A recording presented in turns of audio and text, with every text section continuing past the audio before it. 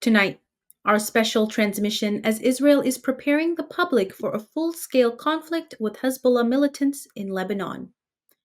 Assalamu alaikum and good evening. This is Muslim News Canada on Muslim Network TV. I'm Humaira Kurodia. Today is the 179th day since the onset of Israel's war. In the past 24 hours, Israeli attacks in Gaza have killed 59 Palestinians. Multiple strikes have wounded 83 civilians. Palestinian news agency reports 5 people have been targeted by Israeli shelling in Khan Yusuf, while 3 lost their lives in Dar al-Bala. Israel continues to block the United Nations Aid and Refugee Agency from delivering crucial aid. The relief agency says the overall aid flow into Gaza has been insufficient. An average of 161 aid trucks have been allowed to enter the enclave per day in March. This is well below the target of 500 aid trucks per day. 3 more agency workers have been killed in Gaza. This brings the total number of the agency's staff killed till date to 176. Israeli forces have detained 30 individuals, including a journalist, across the occupied West Bank since Tuesday. The total number of Palestinians detained since the onset of war has reached 7,990.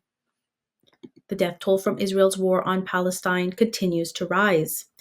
At the time of writing, at least 32,975 Palestinians have been killed by Israeli attacks. A report by the United Nations estimates around 8,000 Palestinians are buried under the rubble. 75,577 have been injured. The death toll in Israel from Hamas's attacks stands at 1,139. Canada is denouncing Israel's assault on aid workers in Gaza and is demanding a thorough investigation. The news comes after Israeli forces targeted workers of World Central Kitchen, a US-based aid group. Despite coordinating movements with the Israeli military, the convoy was hit as it was leaving a warehouse in Dar al-Bala. The convoy was carrying more than 100 tons of humanitarian food aid delivered by sea. The attack killed 7 of its workers, including a Canadian national. Prime Minister Justin Trudeau is labeling the attack as totally unacceptable. Trudeau says the incident has caused a tragic impact on the families of the victims and humanitarian efforts. Trudeau is urging for clarity on the incident. Foreign Minister Melanie Joly has also expressed horror over the killings of the aid workers. Joly vows to communicate Canada's concerns directly to Israel. She says there is a need for accountability and respect for international humanitarian law. Following the attack, World Central Kitchen has paused operations in Gaza. Aaron Gore, chief executive of World Central Kitchen, says the attack is on humanitarian organizations showing up in the most dire of situations where food is being used as a weapon of war. Israeli Prime Minister Benjamin Netanyahu describes the killing of aid workers as routine in the war. Netanyahu was addressing the killings of the World Central Kitchen workers in Gaza. While he called the killing a tragic case, he justified it by saying such incidents occur in the war. Netanyahu promises an independent inquiry. International condemnation has poured in, urging protection for humanitarian workers. U.S. Secretary of State Antony Blinken has demanded a thorough investigation. Britain, Australia, and Poland have also demanded accountability. Last week, the World Court ordered Israel to take all necessary and effective action to ensure basic food supplies to the enclave's Palestinian population and halt spreading famine.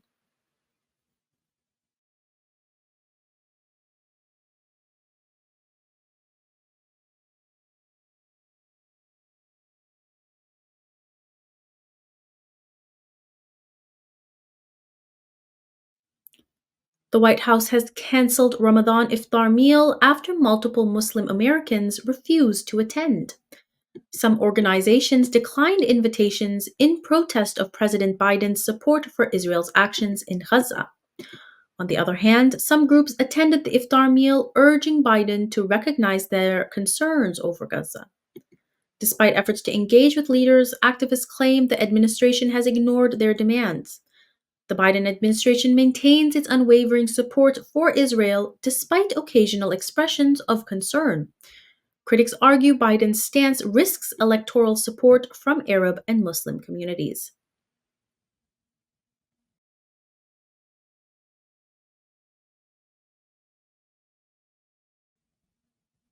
Israeli Defense Minister Yoav Gallant is strategizing to prepare the public for potential conflict with Hezbollah in Lebanon. Turkish news agency Anadolu reports a recent meeting in Tel Aviv discussed launching a campaign to inform citizens about the potential conflict without causing panic. Tensions between Israel and Hezbollah have escalated since last October, with frequent cross border attacks. More than 300 people are estimated to have been killed in Lebanon since October 7th. Israeli forces claim that at least 246 of the casualties are Hezbollah fighters. Israeli figures estimate nearly 20 Israelis have been killed. Qatar-based media network Al Jazeera is accusing Israeli Prime Minister Benjamin Netanyahu for launching a frantic campaign against it. The news comes after the Israeli parliament passed a bill allowing closure of foreign broadcasters, including Al Jazeera. Netanyahu says Al Jazeera is harming Israel's security. He alleges the network has been actively participating in attacks against Israel. It accuses the network of incitement against Israeli soldiers. The law permits shutting Al Jazeera's offices for 45 days. The shutdown period is extendable until July or the end of major Gaza operations. Al Jazeera condemns Netanyahu's remarks as dangerous lies. The network accuses him of targeting press freedom.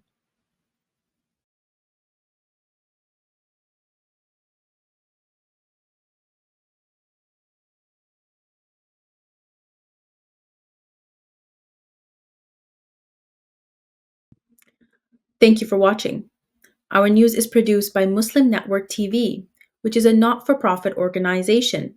We need your support for donations. Please scan the QR code on our broadcast or visit muslimnetwork.tv to donate now, so we can continue to amplify the voices of Muslims in Canada and abroad.